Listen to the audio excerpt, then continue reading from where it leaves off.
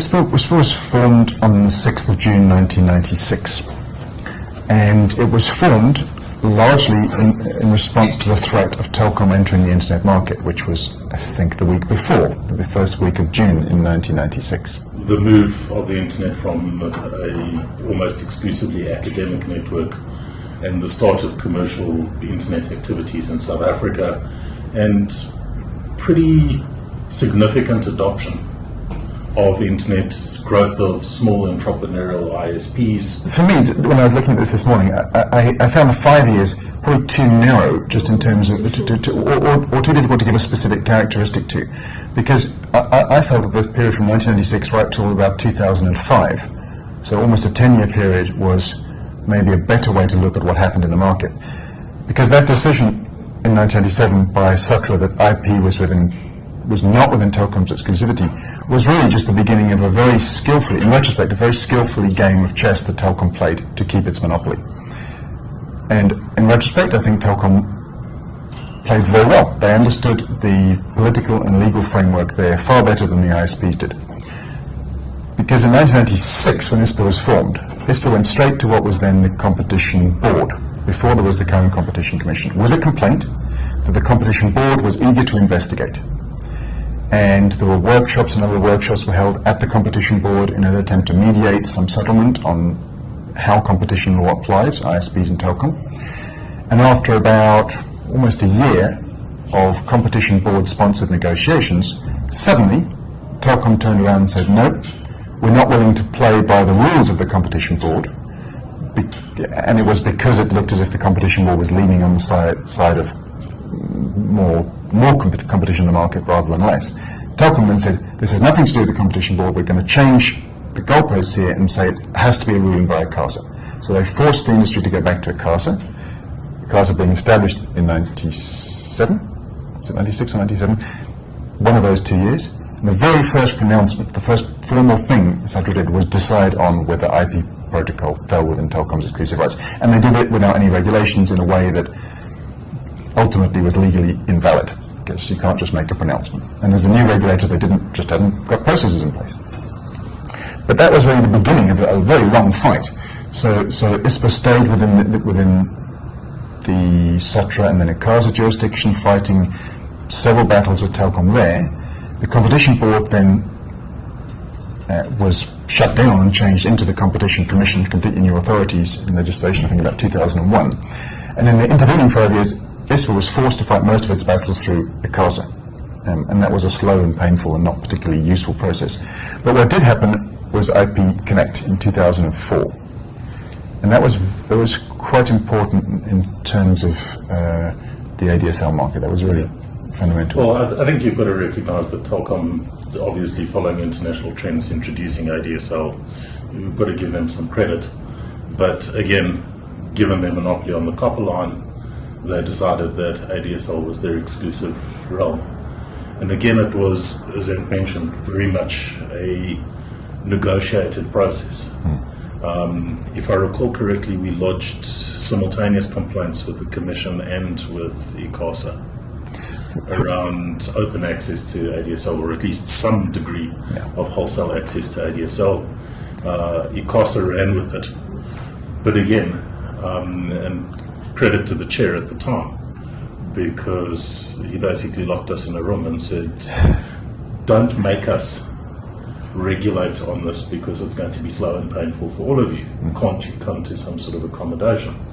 And eventually Telkom came up with the very clumsy, very painful IP Connect model, which we still have. But as clumsy and complex as it is, it blew open the market, because now customers had access to real broadband in terms of ADSL. And with competition in the market, you were no longer restricted to Telkom's very specific modeling of ADSL and the very specific packages and contention ratios and capping and all the rest that was included. So to some extent, it's a little unfortunate as a lawyer that so much of what we've had and managed to achieve has been done through behind, closed door negotiations rather than really impressive regulatory processes.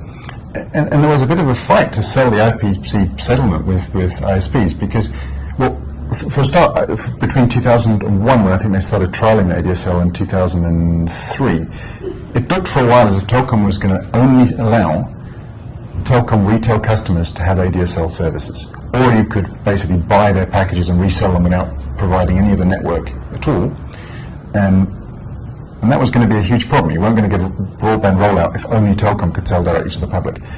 But Telkom also, ISPA was fighting hard, very hard, but in these 10-year periods. We had a lot of papers being filed with the Competition Commission. That particular one, we filed a complaint with ICASA, and at the same time we just sent a letter to the Competition Commission drawing their attention. So there wasn't a Competition Commission process running. And they said they were happy to allow the ICASA process to run its course, unless everyone wasn't going to be happy with that process.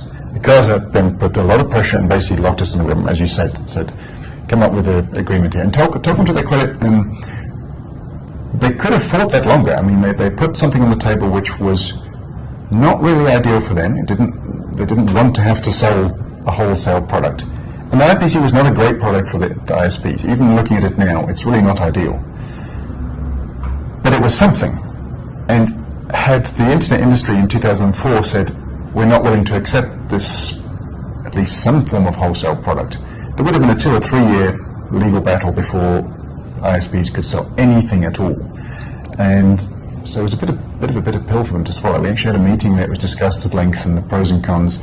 Is this going to be good for us in 10 years? Is this going to be bad for us? And the feeling was, if we didn't get something from Telkom right now, that would be it. The market would just, for broadband, 5 years, that would be over. It wouldn't be worthwhile. So there was a reluctant settlement with Telkom. I would say we have still more than 700 ISPs, just many, the vast majority of those are small little businesses that are supporting a small niche customer base in a geographic region or in a particular business sector, and they're possibly even bundling internet access with some other service for a customer who doesn't need access for much else, though there are fewer and fewer these days. But I'd say that certainly on that very broad definition of ISP, they're well over that number.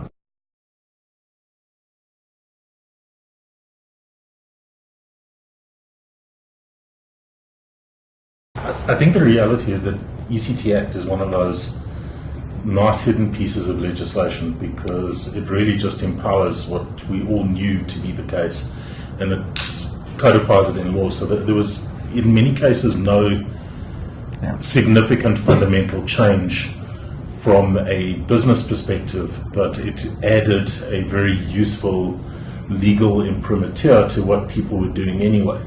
So banks, for example, that had allowed internet banking, that were really concerned about the risks that were involved and the possible risk that they were putting themselves under, and clients' ability to revoke transactions, it was not really useful to have this legislative underpinning. But most of us had gotten around that by contract. So at that stage, contracts were a lot more important because you didn't have any sort of legislative background. So you regulated your relationship by contract and to some extent hoped for the best. There was a very significant increase in interest in technology and what technology could achieve. And I think we've got to give credit to the vision of Andile Nkaba, the DRC at the time, because he looked at various projects. There was a law commission project on electronic evidence that had been ticking away for 5 years or so, but had never actually reached any conclusions and hadn't put any legislation forward. There were various other projects that were ongoing that were getting nowhere. And he got some analysis done in terms of the obstacles, engaged with the community, stakeholders, business, civil society, in terms of what we perceived to be the obstacles, and then set out in terms of creating a drafting committee to draft an omnibus piece of legislation to cover everything. Now, that's to some extent the fantastic breadth of the ECT Act is one of its most positive aspects. It's also one of its most negative aspects, because things got thrown in there that to some extent seem to be an afterthought. The day-to-day impact was actually on things like naming, where the South African Domain Authority was established by that Act, and the chapter that creates industry representative bodies, the DISPA, that gives protection for online content and third-party liability for limitations on liability for third-party traffic, which is quite an important part of that Act that is still used today. Good. But again, I think part of the reason is Andile ran a really inclusive process. We had a green paper. We didn't have a white paper, but we had a colloquium which was telecoms, yeah, green paper, white paper. There was a for telecoms, for not for the ECT. No, for ECT. No, we didn't. Yeah, it was a colloquium. You're right. There was a colloquium which unfortunately became a bit of a habit afterwards, not to go through green paper, white paper processes. But there was a lot of discussion, and then Andile convened a drafting committee of industry experts. And they were known, they weren't hidden or secretive, they were known, which meant that they engaged with people and they interacted with people, and you could converse with the drafting team, who were largely external to the department, and they had no problem engaging, debating, discussing, having various discussions. Obviously their mandate from the department was very specific, but at the same time there was a very collaborative atmosphere around a lot of the debate and the discussion that was going on, leading to the tabling of the draft legislation. Slightly less so on the naming issue. The naming issue was problematic, partly because industry had just gotten itself to the point, after with a lot of hard work, where the industry was establishing its own non-profit body to take over .za, and had been working quite hard on that for about 3 years, and largely driven through ISOC. Mike Silber was happy, and that was to establish something called namespace ZA, which would be basically what ZADNA is today, the regulator for .za and subdomains. So industry had a plan that it was busy implementing and running with, and then suddenly out from left field, government said, here, we're going to do this by legislation, this is how we think it should work. And the compromise that we ended up with in that Act is messy. It doesn't really suit anybody, and that chapter is quite fundamentally flawed. And it may even have been better if there hadn't been a fight, and if government had got its way more entirely, or if industry had just done it sooner.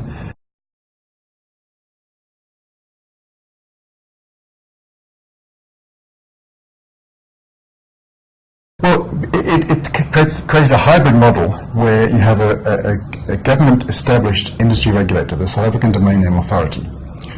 But to keep industry happy at the time, it was set up as a membership-based organisation that grandfathered the members of the already established namespace ZA to be members of ZADNA. So it's a bit like almost the equivalent of having a CASA as the national regulator for telecommunications, but also somehow having a group of members of an unrelated non-profit brought into that legally speaking have some influence over a CASA and could call for member meetings and AGMs where things have to be tabled, whilst it's fulfilling a regulatory function. And ZADNA still exists like that today. It has an MOI and it's created partly under the Companies Act, partly under the ECT Act, that requires it to have an AGM with members every year, which is quite healthy because the members do have an opportunity to keep it on its toes. But it's not really a great model to have both.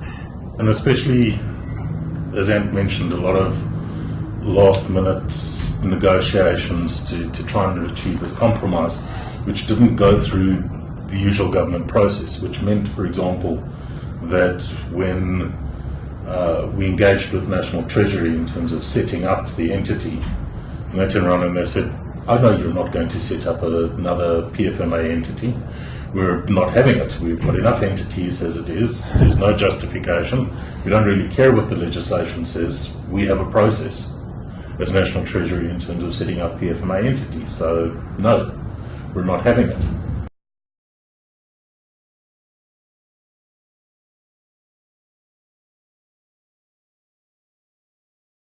an IP address is something you have once you get access, and then you overlay the names on top of that, and they definitely get conflated.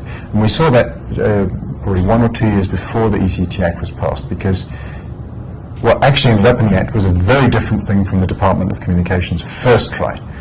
They floated, which I may still have a paper copy of at home, I hope I do, they floated a plan for a South African domain name authority that required branches to be set up in every province, and had a very large budget to have regional offices of the domain name authority in every province, and they had to all, the domains would be administered on a provincial basis, which of course makes no sense with the internet. But that was their first plan. So the ECT Act was quite a change from the thinking over probably 18 months to 2 years. One of the things we've seen as a regrettable side effect is that in the last 15 years we've had no new second level domains for South Africa. So the point this started with the ECT Act, Mike Lowry froze the .za namespace. Nothing new has been added in that time. So we haven't got sports.za or tv.za or event.za. None of those exist. And that's a bit of a pity, because we've had no real change in our national namespace structure. Just the existing ones have grown a little bit. And in 15 years, that's a long time to have nothing new happening there. And that was probably because, in fact, almost certainly because we ended up with a piece of legislation that caused 5, 7, 8, 9, 10 years delay in settling down to a healthy working relationship for how .za is managed, so that we can look at how do we move it forward.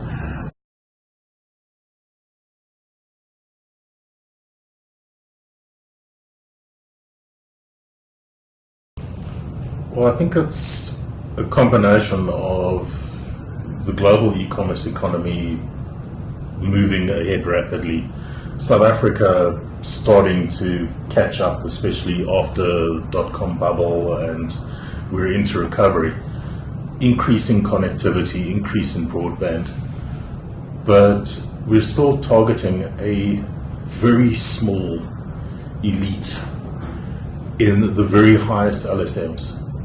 And the reality is, with everything internet, is that with such a small market, the market is significantly challenged. Economies of scale are everything on the internet.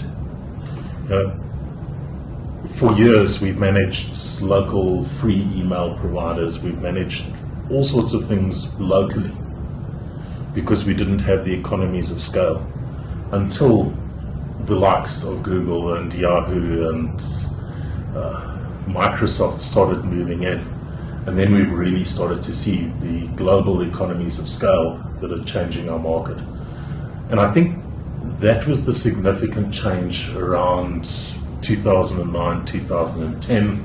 You're starting to see more people accessing, the mobile operators bringing a significant number of new people onto their 3G networks.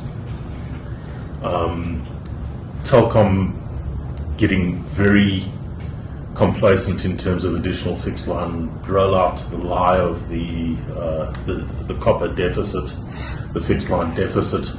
You know, if you look at the new CEO, one of his first things he did to try and improve the balance sheet was write off millions of assets that, in my view, had been overvalued for decades on the Telkom balance sheet. But there was a very significant fixed line deficit in terms of not connecting people who wanted access. So people jumped onto 3G, then, as Anne said, the submarine cables coming through and literally destroying that differential on the international side, where now it was actually cheaper to land traffic in Cape Town than it was to move traffic from Cape Town to Johannesburg.